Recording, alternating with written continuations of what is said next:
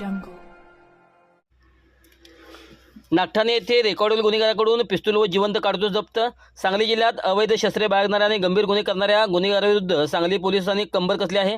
स्थानिक गुन्हे अन्वेषण शाखेने धाडची कारवाई करत एका रेकॉर्डवरील अटक गुन्हेगाराला नागठाणे येथून बेड्या ठोकल्या असून त्याच्याकडून एक देशी बनावटीची पिस्तूल आणि जिवंत कारतूस हस्तगत केले आहे. सांगलीचे पोलीस अधीक्षक तुषार जोशी आणि अप्पर पोलीस अधीक्षक कल्पना बारवकर यांनी जिल्ह्यातील गुन्हेगारी रोखण्यासाठी कडक पावले उचलण्याचे आदेश दिले होते. पोलिसांना मिळालेल्या गोपनीय माहितीनुसार रेकॉर्डवरील आरोपी अनिकेत गुंडा करांडे हा कमरेला पिस्तूल लावून नागठाणे वायवा रोडवरील चोपडे रस्ता येथे थांबला असल्याची माहिती मिळाली. छापा टाकून अनिकेत कारंडे याला पळून जाण्याची संधी न देता पोलिसांनी अत्यंत शिताफीने त्याला ताब्यात घेतले.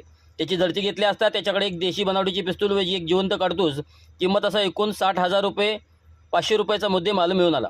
अधिक चौकशी केली असता त्याने हे पिस्तूल आपल्या सुरक्षिततेसाठी अक्षय पाटील राहणार डफळापूर तालुका चत याच्याकडून विकत घेतले असल्याची माहिती दिली. सध्या आरोपी अनिकेत करंडे याला न्यायालयाने 11 मे 2026 पर्यंत कोठडी सुनावली असून फरार आरोपी अक्षय पाटील याचा शोध पोलीस घेत आहेत.